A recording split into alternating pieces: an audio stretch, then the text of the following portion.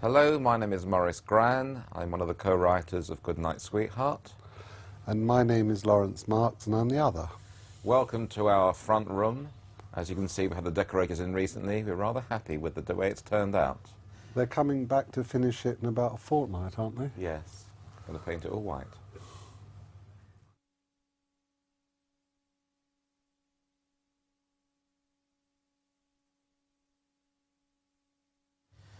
Laurence and I met a long time ago. We grew up in the same neighbourhood, Finsbury Park in North London, home of Arsenal Football Club, and we were aware of each other in our early teens, but the first time we properly met was probably in Brighton in 1965. Was it 65? Yes, I think that's when we got to know each other. I think we'd met earlier than that. I think we met at 10, age 10, in a hall, school hall in North London, where a military parade was taking place, and we were both on it. Yeah, that's a good one, isn't it? We were members of the Jewish Lads Brigade, and we were lads, and we were Jewish, and so we used to march up and down in the school hall.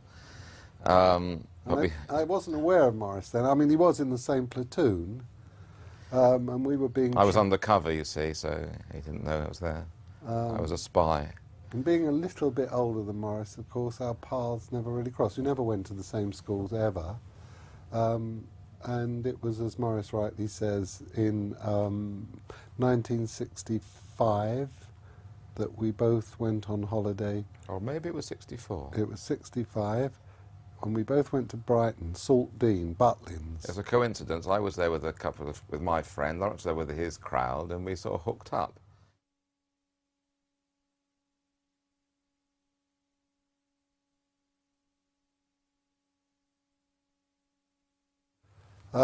We were writing Love Hurts at the time, and the word idea actually is very interesting because there was never an idea for Goodnight Sweetheart. What happened was we were writing Love Hurts and we were working out a scene that was giving us some small problem.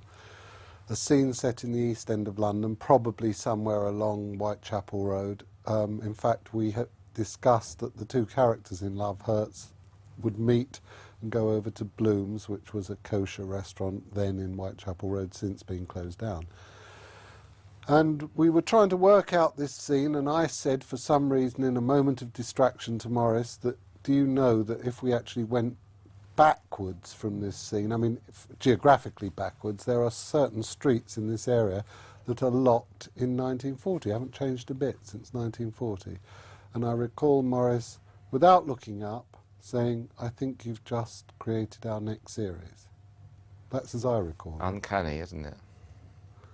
Which was interesting in a way because a similar event had happened in reverse with Birds of a Feather. So when we use the word idea as if we had been thinking about the way or shape of a next series, it never came quite like that. With Goodnight Sweetheart, it almost came down a passage of time. Spooky.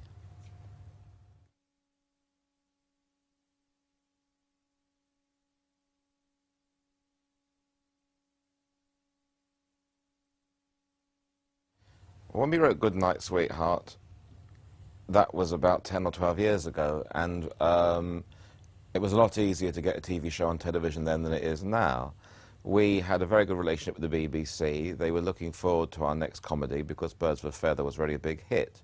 So we told the then head of light entertainment we had an idea about a man who's in love with two women, one of whom is probably dead, and we explained a bit more about it.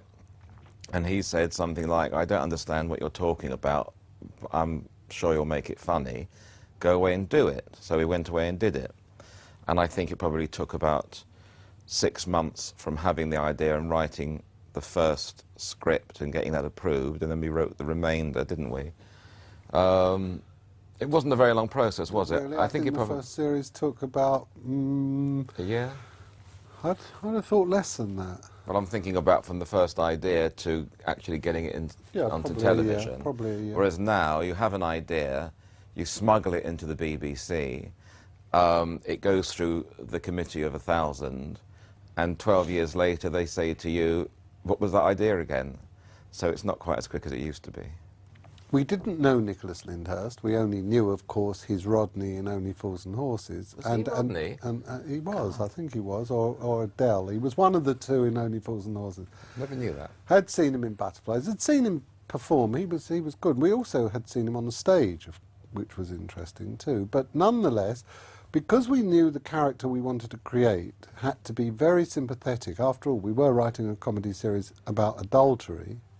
So we didn't want people to say, well, I don't want to watch this. I mean, who wants to watch about a man having an affair with having an affair with a woman whilst married to another? And we meet both of them in a comedy series. It really wouldn't have gone down well. So Nick Lyndhurst to me and to Maurice and to the other people that were working at Alamo, to whom we suggested it, thought it was a very good idea. So what we did was what we've done with many of our shows, and that's just get in touch with the agent and say, we're Laurence and Maurice, and we want to write a new show, and we'd like to meet Nick if he would.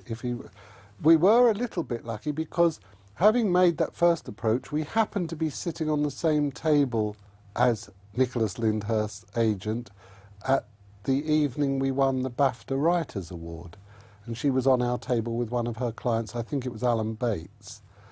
And so we got to know her a little bit. She arranged a lunch with Nick Lyndhurst, and he arrived, and he was very quiet, and he was very shy. He had lamb chops, I seem to remember. And he also had this peaked cap pulled right over his face, so no one would know who he was, nobody could recognise him.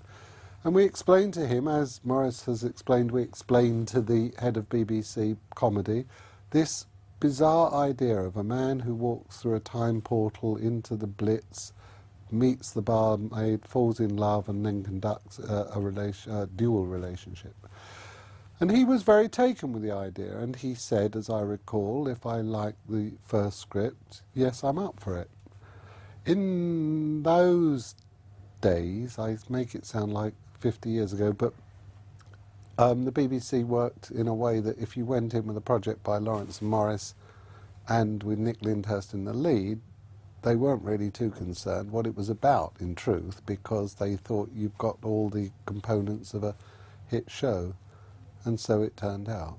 We were involved in casting all the characters, or the main five or six, and I think it's one of the most satisfying shows in terms of how they worked out. Nick, as we've said, we knew him before. DERVLA we'd seen in a drama series.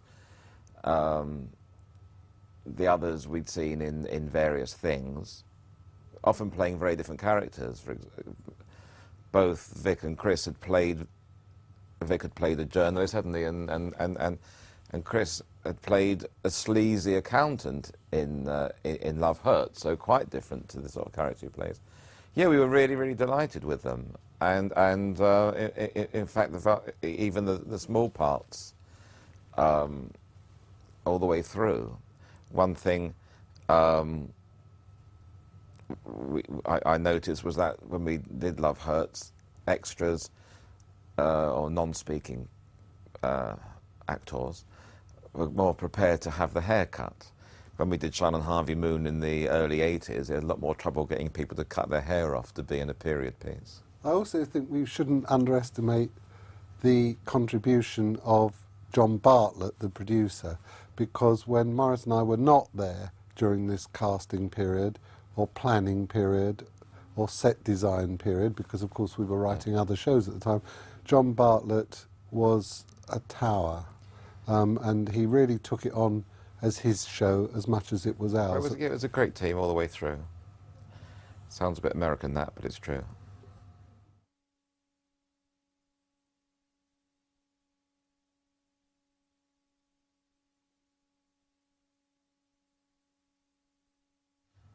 No, we don't know any PC deadmen as such.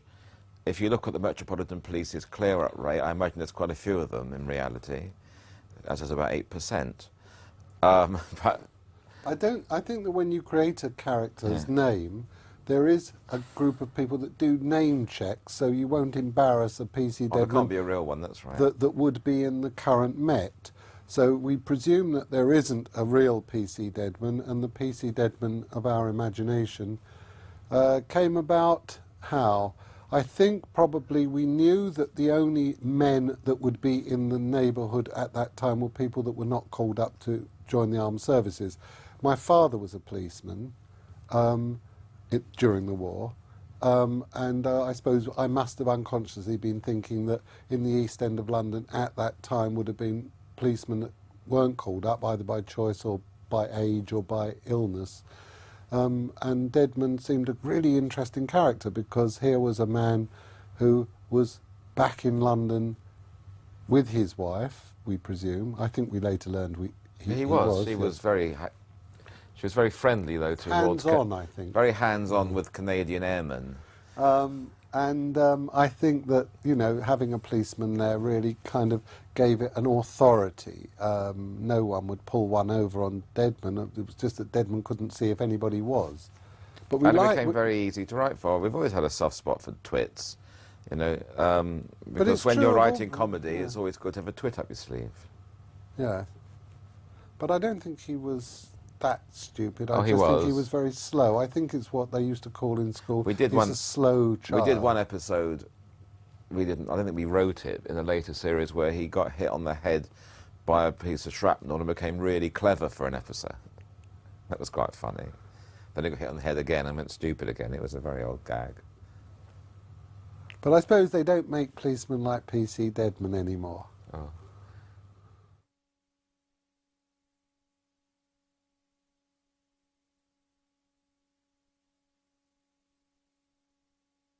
DERVLA announced that she wanted to stop. She, which was a bit of a pain to be truthful, but you know, she'd done 3 series, and like lots of actors, she just didn't want to be in a long-running show. I don't think when it started she necessarily imagined it was going to run that long. She probably thought if it ran 2 or 3 years, that would be it. And subsequently, she also took a dive out of Ballykiss Angel after 3 series. It's just one of those things. She was terrific in the show, and we were very lucky that when we replaced her with Liz Carling, we got someone as good who looked like DERVLA. So we were hoping the viewers hadn't noticed. We don't get that much feedback directly, do we, of which Yvonne or which Phoebe people like? I think people remember more the stories they enjoy than the people who are in the stories. I mean, they're never going to say, I like that episode without Gary, because of course he was in them. But I think that people liked or would refer to us, on the rare occasion they do, stories more than characters. They accept the characters as who they are. It's a long-held belief in this country, not so in America, that if one of your stars decides not to do anymore, you have to cancel the show. We didn't want to do that. Whilst we had Nick Lyndhurst, you replace. No one's irreplaceable. Perhaps not even Nick, but that never came to the point that we had to find out. I think probably Nick would be irreplaceable, because it would be a different show. But I think that we did make a conscious decision between, you know, when Yvonne was recast, to write her a bit softer, because we probably had exhausted the seam of her giving him a really hard time. So in the last series, she gave him only a mildly hard time. Well, she was climbing the ladder of her own success, so her attention... She was less frustrated as a character. We got into the political thing and the alternative therapist sort of world. I can honestly say that nobody has ever said to me, I prefer one set or the other set. I think a general rule of thumb is that if you write a really good comedy series, the first series is the one that's remembered, even when it's forgotten. That's deep. I think we always plan for a long-running series of anything we write. Whether it hits is a coming together of a lot of conditions. I mean, when we wrote Harvey Moon, the first show, which was watched by, I think, 18 million people, was because it snowed that afternoon. A Friday afternoon, England, Britain was caught in a major blizzard and no one went out that night, so they watched television and the show was liked and became a success. We had a feeling with Goodnight Sweetheart, as I recall, that it was very, very unusual. And I think that both exhilarated you and worried you. Was it a bit too left field for what we're used to on British mainstream television? But it did have Nicholas Lyndhurst in it, so that was some kind of guarantee. That was some kind of insurance policy. I don't think that the audience would have known too many other of the actors in the part. The truth is, of course, you can't predict. We've had shows which we've had, you know, high hopes for, which haven't gone on. We don't think that makes them worse shows. It's just the way, you know, some things the audience go for and some things they don't. And I think it was a good combination of the cast, the idea. I think the fact that the flashbacks, the wartime stuff, was played really pretty straight. It wasn't, no, we didn't compete with a lower low on the sort of the funny war basis. You know, our war was scary. Also, I think we should remember that the first series of Goodnight Sweetheart, by our own standards, did okay. It didn't do better than okay. I think it was about 8-9 million people. They repeated it some months later on a Monday night, running into the second series, and that's when it really took off. And I think the policy, or the old policy of BBC Repeats, helped shows no end, and I think that Goodnight Sweetheart was a beneficiary of that repeat policy. At the time, 8 or 9 million Wasn't was bad. a good figure, but it wasn't a startlingly good figure. It returned with 11. Yeah, this is, you know, 1993, before Channel 5, before what the penetration of satellite and cable to the degree it is now, before you could watch shows on DVD.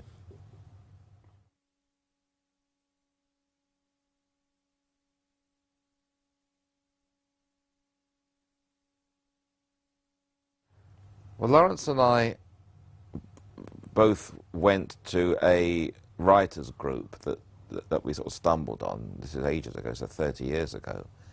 It used to meet on a Monday night, and people would bring their work along, their plays along, to be read and discussed. And we started going there. It was a cheap night out as much as anything else. And we started writing bits and pieces, sketches and so on, and then they seemed to go down quite well. And then the guy who was the secretary of the group suggested we try and write something together, which we did, and we just managed to work together. So it was really that suggestion. Whether we would have done so otherwise, I've really no idea. We were also the first kind of writers at this workshop Maurice has talked about that wanted to write television comedy. Most of the work that was on at this group, called Player Playwrights, which we still attend 30 years on, were performing radio plays and stage plays. And we came along wanting to write the medium we loved, which was television comedy.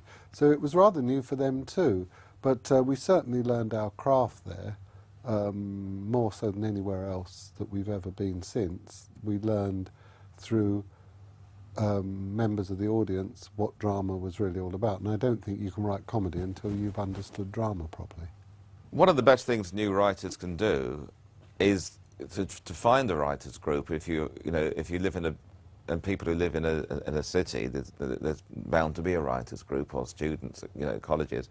Harder maybe if you live in the sticks, but yes, to find a writers group where your work can be put on, discussed, analysed. We were lucky because this group we went to, there were people in the audience who didn't pull their punches, and if they thought you'd written something that didn't work, they'd tell you, but they'd also tell you why they thought it didn't work. And when we work with new writers in London, you know, we direct them to that group.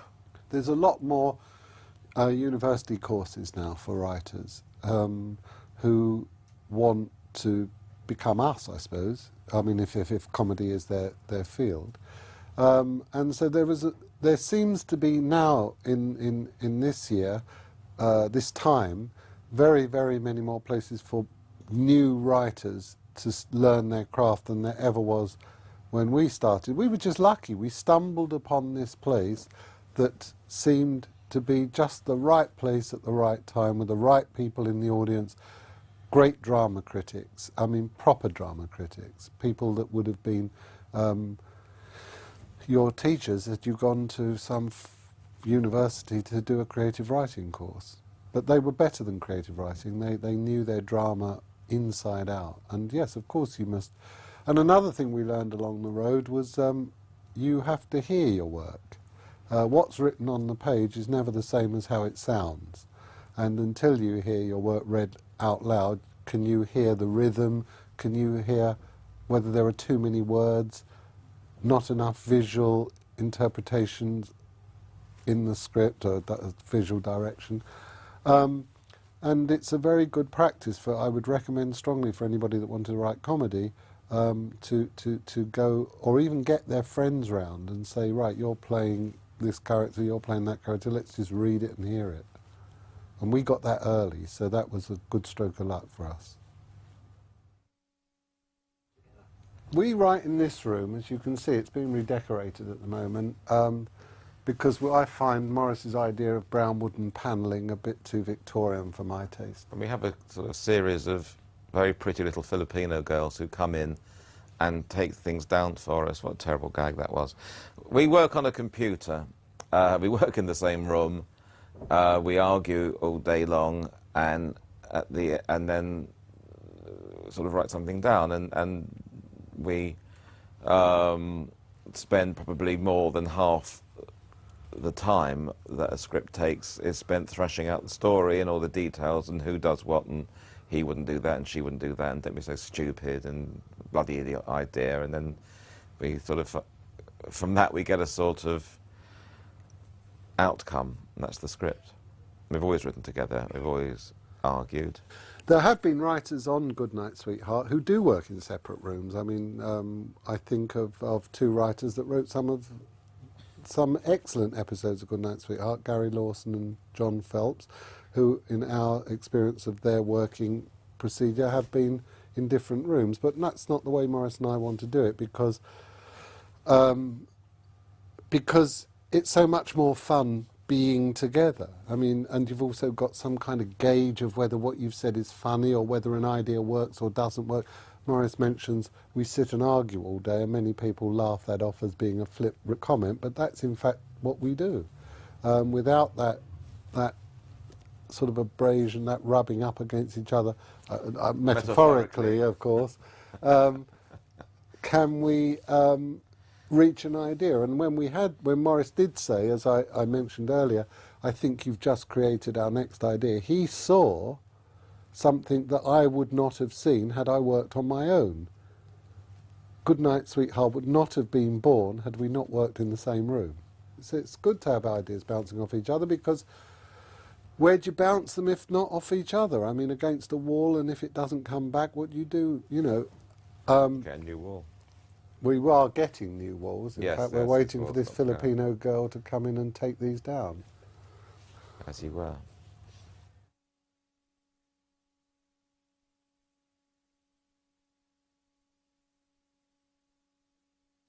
My favourite storyline is when my wife came home and found me in bed with another woman, and I said she was selling encyclopedias and I was trying to get a discount. But if you mean what my favourite storylines in Goodnight Sweetheart, in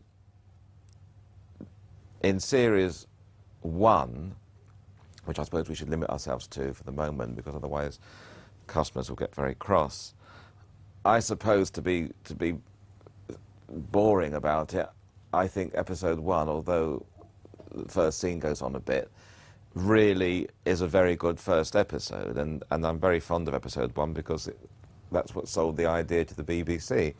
I think the introduction of half a dozen major characters as well as Nick's character, we did pretty well, and I think at the end of it all, we really knew them, and I loved and it's got my favourite gags in the whole 60-umpteen episodes, which is the Kiss of Life sequence.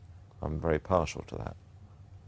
Yeah, I like episode 6 of the first series best of all, and I like it because not only do we play with time, which is of course the theme, but we play with artifacts. I mean, in episode 6, we use a Pathé News film to get the denouement of the episode, which I thought was rather clever at the time, that you could use something in a film and then start playing with the film. In other words, Gary Sparrow is in a Pathé News film from 1940. How did he get there? So Yvonne would have been wondering. And also I thought it was I think it was the turning point in the whole series. I feel that was the moment when we felt we're writing this with real confidence now, and that we knew a second series was booked. There was going to be 10 of them, not 6. We were one of the very few companies, if not the only company, that was supplying comedy in more than groups of 6. We realised that there would never be any problem with storylines, really, because if we just say we're now going to move from 1940 into 1941, the question was what was happening in 1941 that we could feed back into any story we wanted to create.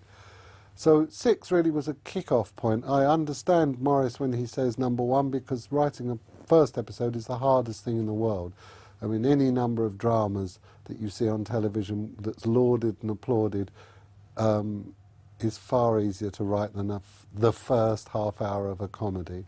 And that first one, as Maurice has said, with the exception, in my opinion, of an overlong first scene, does the job very, very well, and you know where you're going and you know where you are. And of course, when people say, what's your setting, as often is asked of a writer when he comes up with a new idea, here we had 2 new settings.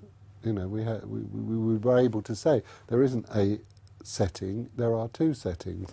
And that's really what confused a lot of producers, particularly the director of Goodnight Sweetheart, because when we explained to him this idea we had, he said, I don't begin to understand what you're talking about, but it sounds rather interesting. That was one of Harold Wilson's first TV shows, wasn't it? He reminded me of Harold Wilson, but he was a very fine director. I think Goodnight Sweetheart is one of my favourite shows of all the stuff we've done over the years. I'm very fond of that. I suppose in some ways my favourite show could possibly be The New Statesman, simply because it was so much fun to do, although it was incredibly hard work. But there's never been a studio night like a New Statesman studio night of like 2 hours of non-stop hysteria, to the extent you had to sometimes calm the audience down. You needed a warm-up guy, you needed a cool-down guy. And so that was a real riot. It was the only show where Laurence and I always sat in the audience, because it was too much fun to miss.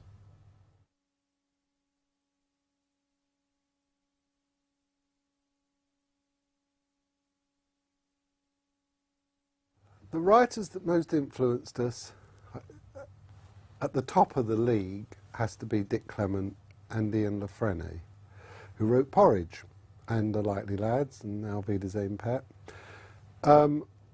When we saw Porridge individually, I mean, we didn't sit down together and watch it, we both knew that this was really about as good as comedy was going to get on television, for lots of different reasons, but not least the writing, the elegance of the writing, the structure of the writing, the plotting, all the things you would try and teach new writers to do, they seem to do week in, week out, with a wonderful cast, and Porridge was something not to be missed. I ought to say that at the same time that Porridge was being transmitted, which I suppose was about the middle 70s, there were other shows that were really good, and I think of The Good Life, I think of Rising Damp, Reginald Perrin, 40 Towers. So we were watching and learning from what we were seeing at what you would call a golden age of television comedy. I don't suppose it was any more golden than... I think it was a little bit more golden. I think what all those shows had in common, and this is a brand new original thought, I've only just had it, was that I don't think a single one of them could be successfully pitched today. I don't think you could pitch a show about a middle-class couple who grow food in their garden. I don't think you could sell a show about a mad hotel keeper. I'm sure you couldn't sell a show about a sleazy landlord trying to get off with one of his lodgers. And certainly not a show a show set in prison would be considered a bit of a downer. And what was the other one? Well, I suppose Reggie Perrin. Reggie Perrin, about a bloke having a nervous breakdown who thinks his mother's a hippopotamus. So none of those shows have got made today. But I think Dick Clement and Ian Frene, and what was so wonderful about how life can be, is that Dick Clement and Ian Frene formed their own independent television company in about 1981 called Wits End Productions. And Maurice and I, who were just starting out, had one hit show, was sent along to see the man looking after this company, and consequently we created Shine on Harvey Moon for this company and met our heroes. And we met our heroes really early and found them to be every bit as... evil, twisted, oh sorry, as nice and as helpful as we'd hoped. They were, and they were really clever too. They knew how to do it, and I hope that perhaps we've done that for one or two writers since. I doubt it. I think also I wouldn't leave that a question about who are your favourite writers without mentioning Galton and Simpson too, because Hancock's Half Hour, I was very, very young when that was on radio, I mean, but I remember it at Sunday lunchtimes. And I don't think anyone that writes comedy that understands the history of television or radio comedy could ignore those writers, because Hancock's Half Hour was very, very important, and Steptoe and Son perhaps even more important than Porridge in terms of the way comedy was going to go forward. Galton and Simpson were innovators, and they were very, very important, and I don't even think, or I would go so far as to say that no writers of comedy since Steptoe and Son could not look back and say this is where it all came from. So I think Galton and Simpson and Clement and Frene would be our greatest influences. Whereas we know Clement and Frene, you know, and Galton and Simpson quite well, we don't really know Perry and Croft. We've met them a couple of times, and you know, at functions, and said hello, nice to meet you. Still wearing the lurid jackets in Jimmy's case, but we've never ever had a chance to sit down and chat with them. I mean, there's no question that Dad's Army is one of the, you know, standout shows of British comedy. You know, it still plays. I mean, possibly because it was a period piece when it was written, it plays really well today, better perhaps than Steptoe does, for example. It was a cracking show, no question about it. Interesting connection between Goodnight Sweetheart and Perry and Croft, in as much as that in a later series of Goodnight Sweetheart, Maurice and I decided to write a scene in which Gary goes to borrow some money from the bank, and the bank manager, Mr. Mannering, and his sidekick is Mr. Wilson, and there's a young sort of gopher called Pike. Except he's not called Pike. Wasn't he? No, he's called Major. Major. He was at the time of the Major government, and he was our hapless in order to do this, our producer John Bartlett had to contact Perry and Croft to see if we could use their characters in our series, and they were only too pleased to oblige. I think we gave him a few quid and a crate of whiskey, but and a lurid jacket. It was great fun to do. In one of your lurid jackets. Yes, right? it was funny. But I don't know why we should be compared to Croft and Perry, because I find our style of writing very different to theirs. Galton and Simpson you would like to be compared to. I mean, Galton and Simpson did things nobody else was doing. I don't think Maurice and I are such great innovators. Galton and Simpson took the Royal Court Theatre of the late 50s and Pinteresque drama of the early 60s and put it into Steptoe and Son. I mean, nobody had ever seen anything. I think Zed Cars and Steptoe and Son were real groundbreaking shows. I'm not sure that Maurice and I have ever made groundbreaking shows, although some might say that no one had ever seen anything like Goodnight Sweetheart. But I think, you know, Galton and Simpson were ahead of the game by... We don't mind who we're compared to, as long as it doesn't lead to begging letters. Well, Galton and Simpson write terrible begging letters to us. I mean, don't embarrass them. Okay.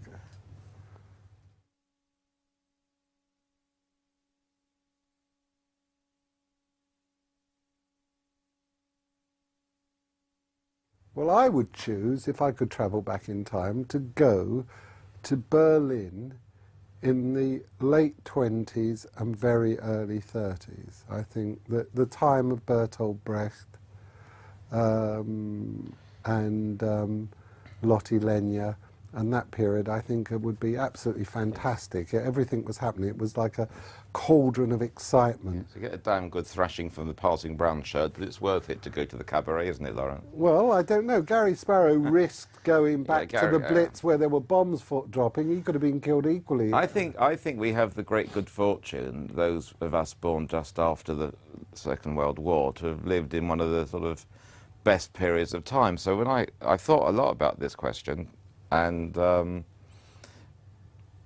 I think I would go back 2 years.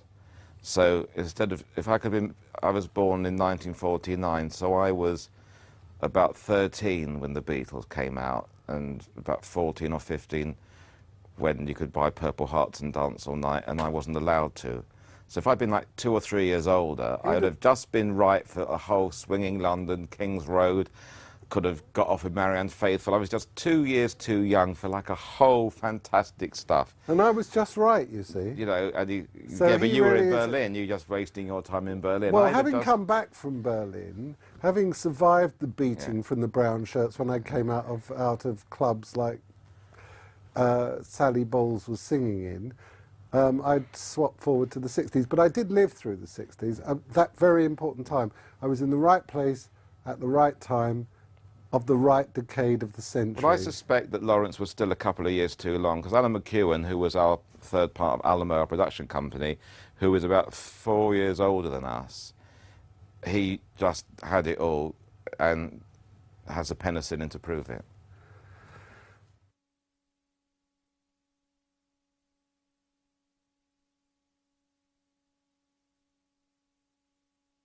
World War II fascinates me because, having spoken to much of my family, I have a brother and sister who are pre-war children. Both were evacuated during the war. They had their own stories to tell. They're very sad stories, but nonetheless they are stories the likes of which I can't understand. My parents had very different wars, and their stories are very interesting too. Aunts and uncles had fascinating wars. I think the common thread is that this period of time, this 1939 to 45, changed people's lives in a way they could never have imagined in 1938. People were doing things they would never have done. Children were able to suddenly see another side of life that they might never have seen. I'm talking about East End kids that were evacuated to country houses in Wiltshire, if you like, and suddenly the mother and father of that house took this child under its wing, and suddenly it was introduced to literature and knew that when it came back to London in 45 it wanted to be a writer, for example. And I've been intrigued by this sort of social change that occurred in those years. We tried to put that into Goodnight Sweetheart as best we could, and in fact many of the speeches in the DVD given by Phoebe is challenging her to think about the concept of marriage, if you like, which changed during the war.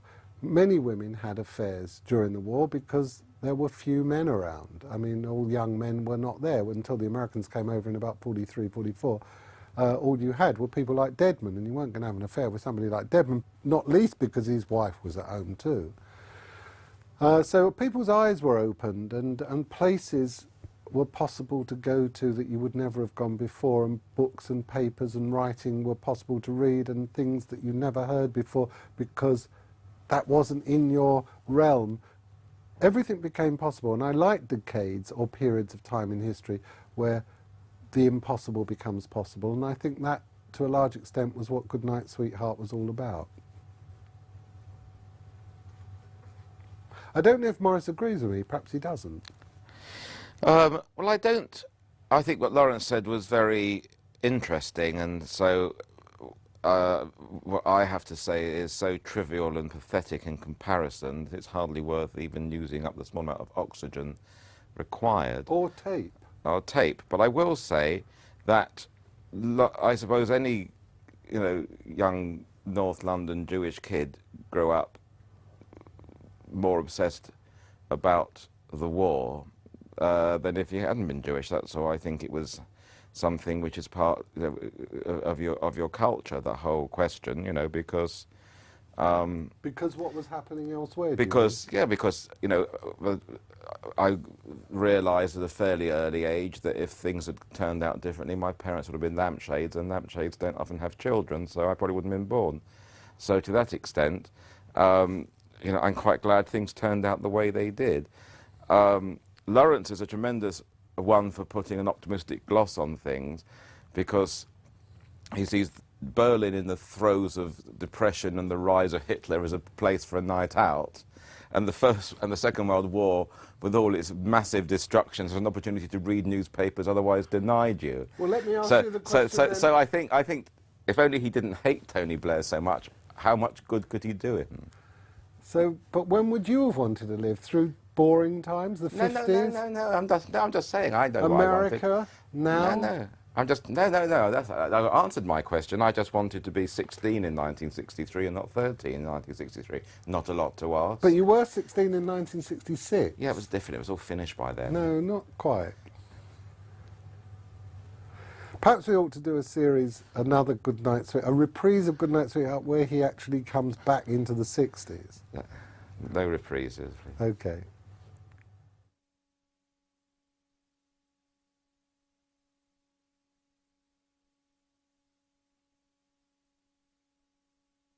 When we find an up-and-coming writer of promise, we normally send some big blokes round to threaten them.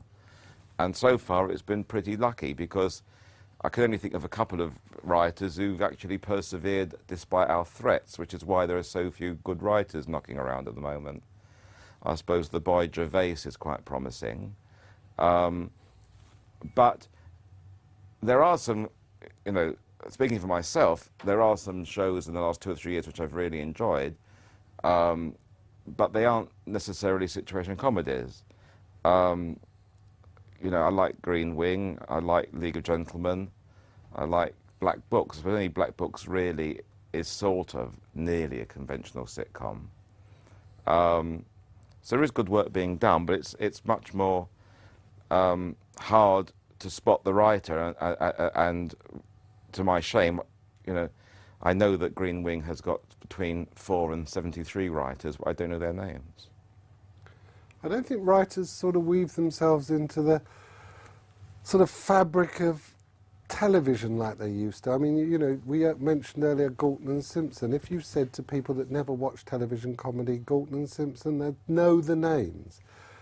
It's true of our names too. Lots of people say, I know who you are, but I can't quite recall what you've done. Didn't you do, that kind of thing.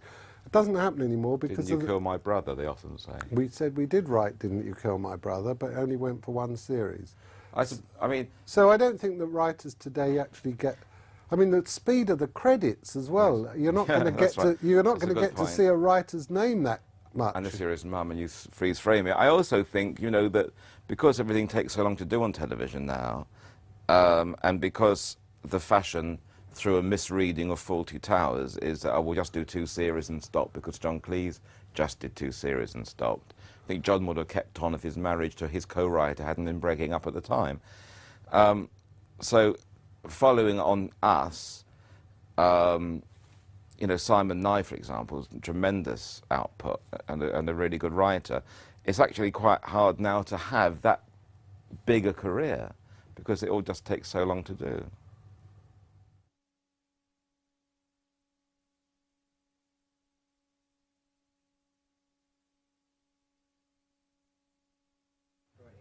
No. Pretty simple. No. I don't think we could collaborate with other writers in a 3-way collaboration. If Laurence, you know, decides to spend 6 months a year travelling, because he loves travel, in a year, or time travelling is fine, because you can come back before you leave and actually have more time to work. But assuming Laurence didn't do that, but spend his time travelling in a conventional sense, or I was wanting to work and he didn't, then it would be interesting. Who would I, you know, who would I want to work with? And I can't really imagine, you know, because our relationship is so long-standing, I can't imagine who else I'd want to split the money with. I'd rather, you know, I could imagine maybe, you know, producing a show with other writers, but I don't think I'd sit in a room with another writer. But Laurence can answer. He may have someone tucked No, away, I just think that on the occasions that I've been asked to mentor writers, that's what he calls it, where you work with a new writer trying to get their work off the ground, it's slightly different. You're putting in a different part of yourself into the work. No, the answer, as Maurice said originally, no.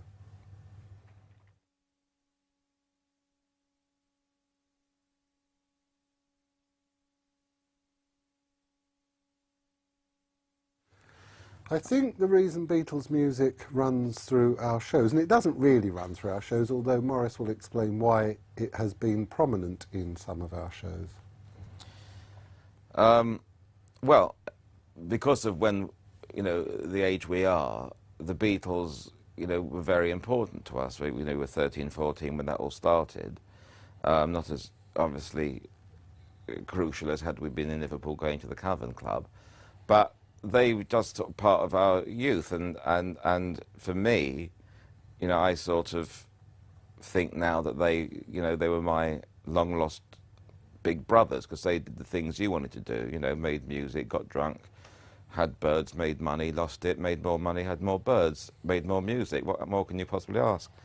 And so they've always been very important to us, and more as time goes on. I mean, you know, when my kids were little, you know, the only thing they'd listen to in the car was Beatles stuff, which they thought were old English folk songs, which of course they are in a way.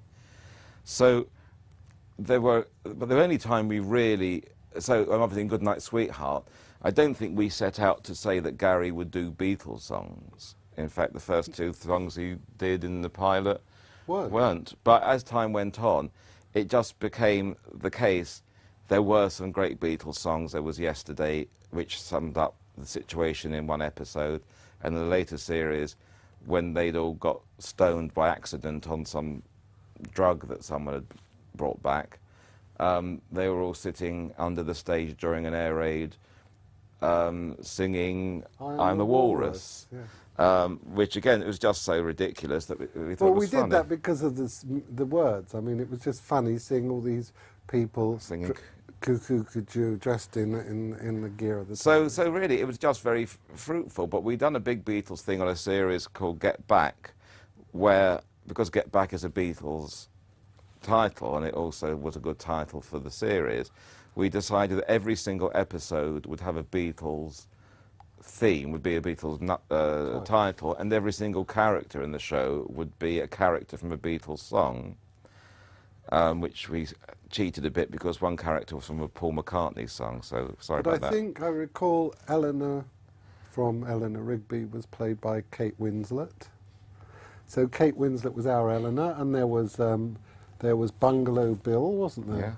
Yeah. And Loretta and Martin Sweet. I mean, you have to work all these things out. We were the originators of SAD. Yes.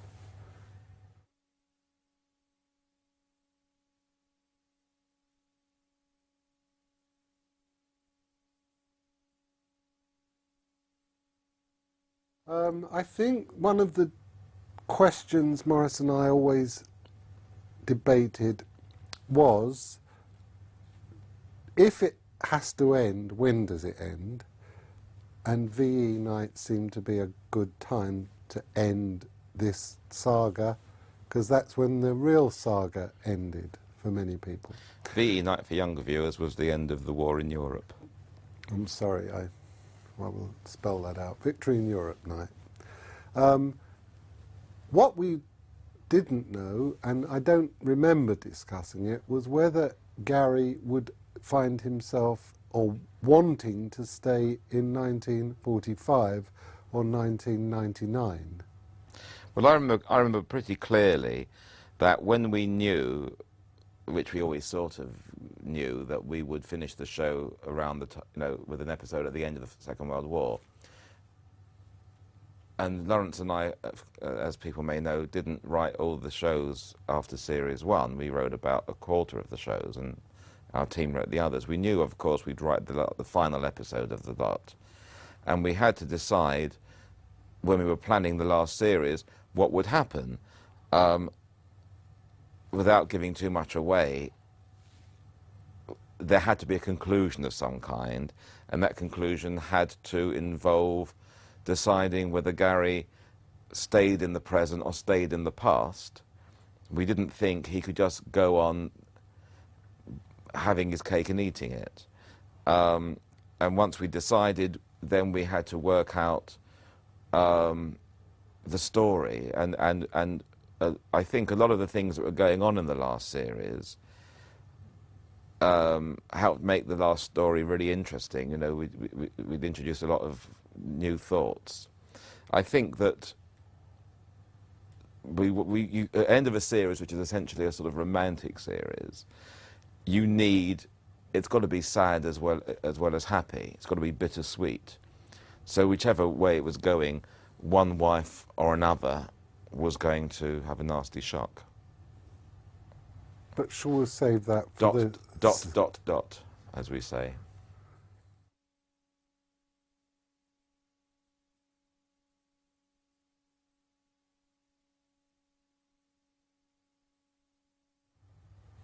I suppose you could say we're going legit, because we've written the stage play. That's legitimate for younger people, Yeah. Yes. As against illegitimate. Because we've written the stage play, which was great fun, which is going to be produced in the summer of this year, 2005, I believe the year is that we're now in. And writing for the stage is something I think we'll do more of, because it's, besides everything else, it's the incredible luxury for a TV writer that you might do something twice. You know, we've never done anything twice. You know, you do if you do a really good episode of a TV series, you really enjoy it, and the audience, if it's in a studio, love it, or if it's a drama, whatever. But then the next day, that's history. Sit down, read the new script, worry about the new script, do the new script week after week after week. That's what a series is. The idea that you write something, you make it the best thing it can be, put it in front of an audience who actually pay money to go in and watch it and buy an ice cream, and then they love it, and then at the end of the show you can say to the director, I just think if Fred had come in like 1 second later on that line, it would have been even better, and tomorrow Fred can come in 1 second later on that line. I think theatre was something we were always thinking about, but in our certainly 20 years of writing endless series, back-to-back series, from Holding the Fort, the very first thing we did, through to Believe Nothing, which was 2002, there was always a desire to write for the theatre, much more, in my case, than Maurice's, I think, than film. Film didn't excite me nearly as much as theatre, for the reasons Maurice has explained, because it was lovely to be able to go in on Wednesday night and see a completely different performance to the one you saw last Saturday. And then you realised you were at the wrong theatre. Indeed, when we created Goodnight Sweetheart as seeing that's really what we're talking about, I remember turning to Maurice and saying, I think this would make a damn good stage musical, because you have all the music from the period, which is already written for you, and a fabulous story, good characters, that you could put this on the stage. And I wouldn't be entirely surprised that were, in the years ahead, we to see in the West End a Goodnight Sweetheart musical. Good night, sweetheart.